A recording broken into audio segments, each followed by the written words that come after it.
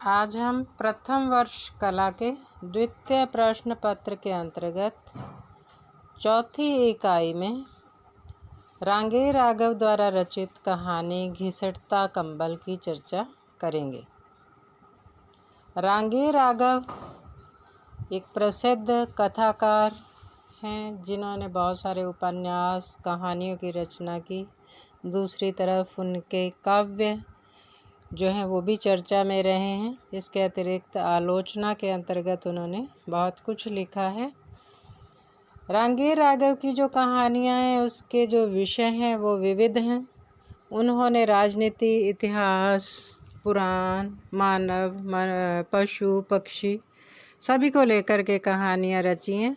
उनकी कहानियों के अंदर जो विषय हैं वो समाज में फैली हुई बुराइयाँ, कुरीतियाँ, पाखंड, गरीबी, धोखाधड़ी, इस प्रकार कोई विषय ऐसा नहीं है जो अछूता रहा हो।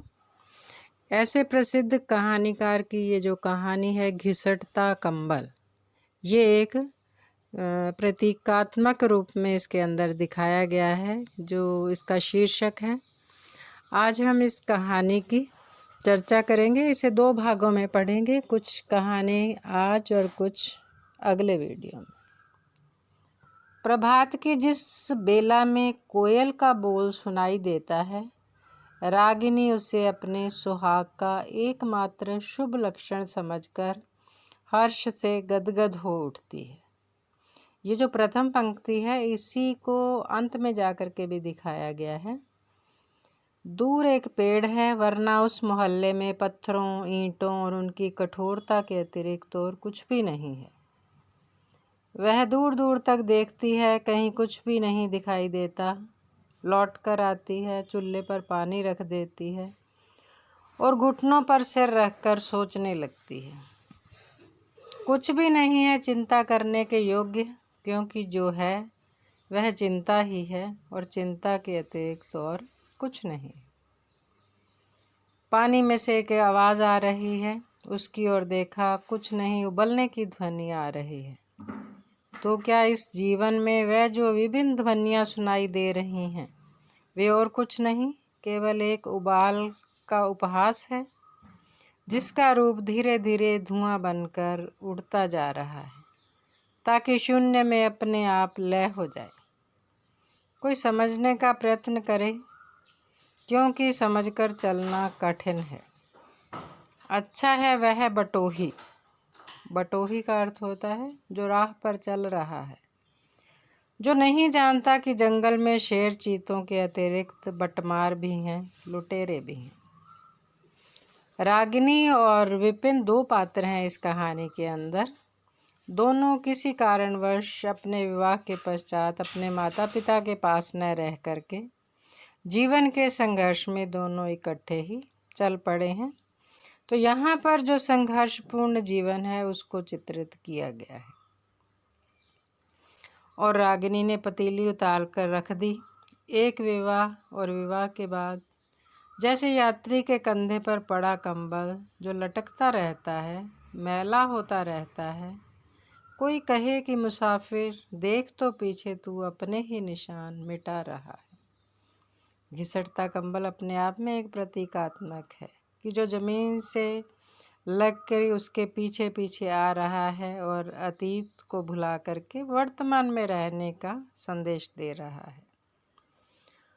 और लौट कर देखते समय कंबल भी उठ जाता है। अब यहाँ पर एक चित्रात्मक वर्णन किया गया है, एक चित्र सा खींचा गया है कि अगर कंधे पे रखा हुआ कंबल घिसट रहा है तो जैसे ही पीछे मुड़ कर के देखते हैं तो कंबल पीछे से उठ जाता है। यात्री समझता है कि संसार उससे उपहास कर रहा था, क्योंकि संसार को अपनी हीनता का कितना विक्षोभ है। अपदार्थ, निर्वीर्यता याद आ रहा है, धीरे धीरे बीता हुआ एक इतिहास। दाल भी कितनी खराब है कि कमबख्त गलती ही नहीं। जाओ बाजार, बनिया कहेगा इससे सस्ती तो है ही नहीं। रागिनी झुंझला उठी, 1 घंटा तो होने को आया, कोई हद है। फिर उबाल, जीवन की ये फसल इतनी कठोर है कि स्वयं वह ही कैसे इतनी जल्दी दब गई, क्योंकि वो मनुष्य है। रागिनी मुस्कुराई, कैसी बर्बरता है, लेकिन प्यार कहाँ है आजकल। अब यहाँ पर रागिनी के मन का अंतर्द्वंद दिखाया गया है कि एक तरफ जब वो दाल बना रही है, लगातार दाल उबल रही है, लेकिन दाल बनने का नाम नहीं ले रही। इसी प्रकार से जिन संबंधों को वो जी रही है, उसी के अंदर वो झुंझला रही है।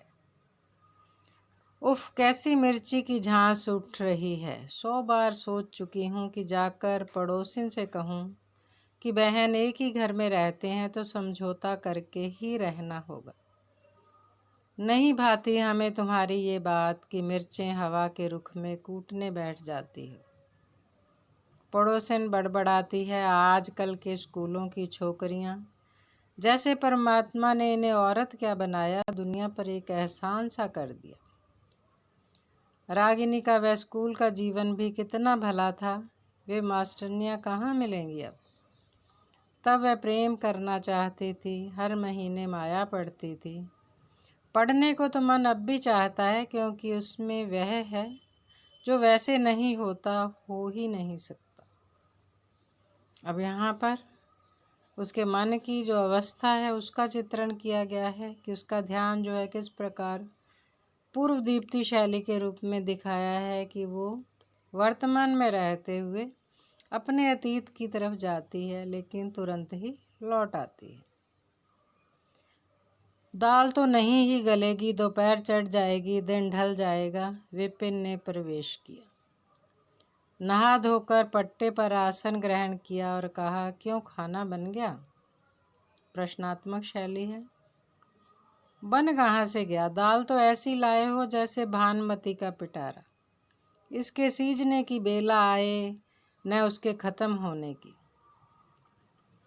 माँ बाप से नहीं पटी है, तभी तो दोनों अलग रहते हैं। शहर में नौकरी लग गई। यह वही कहानी है जो आज बरसों से होती चली आई है, क्योंकि दोनों एक दूसरे को चाहते हैं। रागिनी नहीं चाहती उसके पति पर सबका अधिकार हो। जो उसका स्वामी है वह उसकी दासी है, तो इसलिए न कि अधिक से अधिक उसकी स्वामिनी भी हो सके।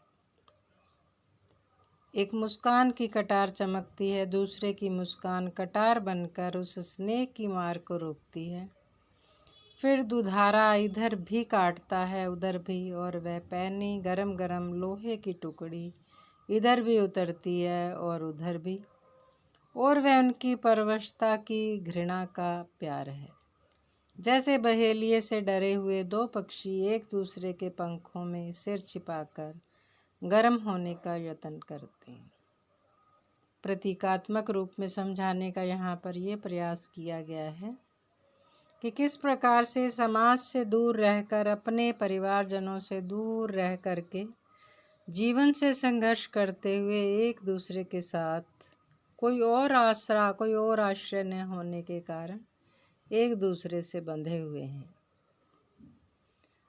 विपिन का स्वर भारी है, तो गोया दाल वाले को भी हमारा साला होना चाहिए।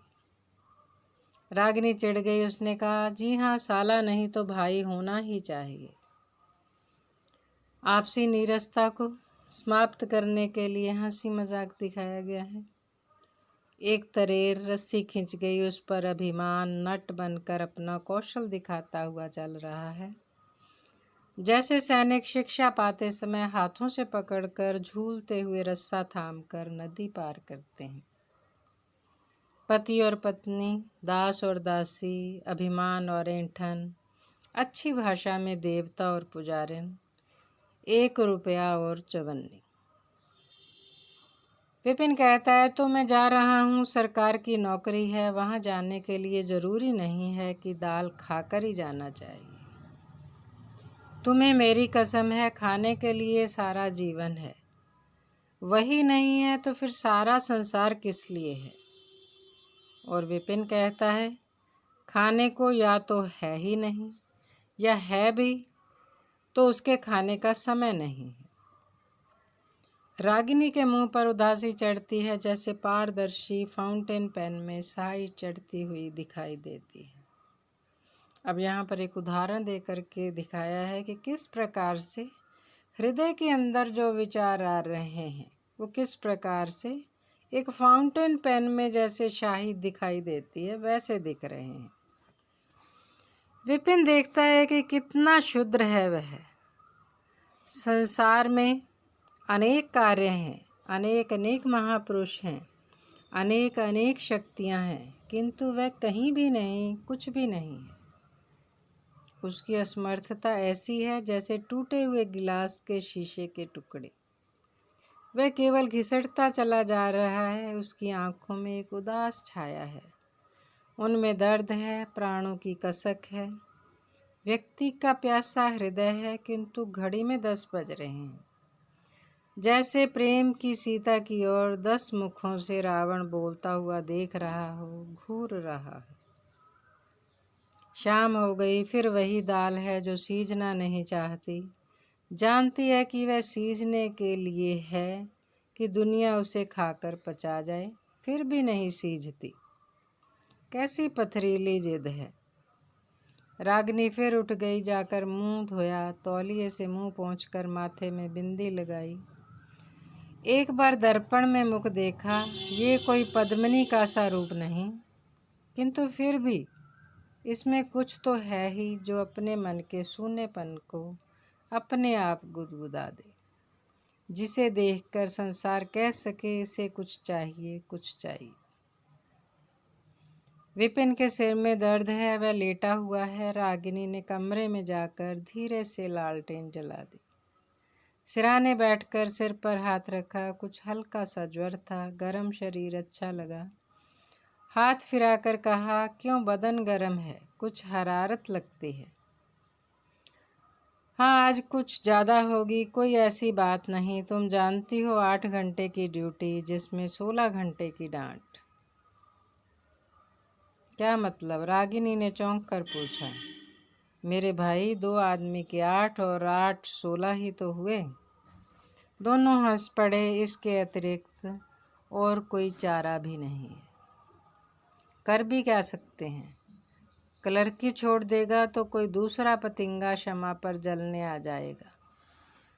दिल्ली का विराट नगर है, इस छोटे क्वार्टर में कितना अपनापन है। कुछ ऐसी बात भी नहीं कि हम क्या किसी से कम हैं। रागिनी कुछ नहीं बोलती, चुपचाप सिर पर हाथ फिराती रहती है, जैसे कोई चाय की चिकनी प्याली है। दूसरी बार लगता है कि कहीं दाल पर से ढक्कन तो नहीं उतार रही। मन एक केंद्र है जिससे जगह जगह के लिए बाण छूटा करते हैं। मांस का हाथ है, वही मनुष्य देह की तपिश से आकर्षित हो रहा है। रागिनी दोनों हाथों से उसका मुंह अपनी ओर मोड़ कर कहती है, तो क्या हम लोग कभी सुखी नहीं रहेंगे? सुख एक दर्दनाक सपना, जिसके अंत में जैसे मनुष्य चिल्लाकर बिस्तरे से उठकर भागता है। विपिन धीरे से हंसा। उसने हल्की सी मुस्कुराहट से कहा, पगली, सुख और किसे कहते हैं?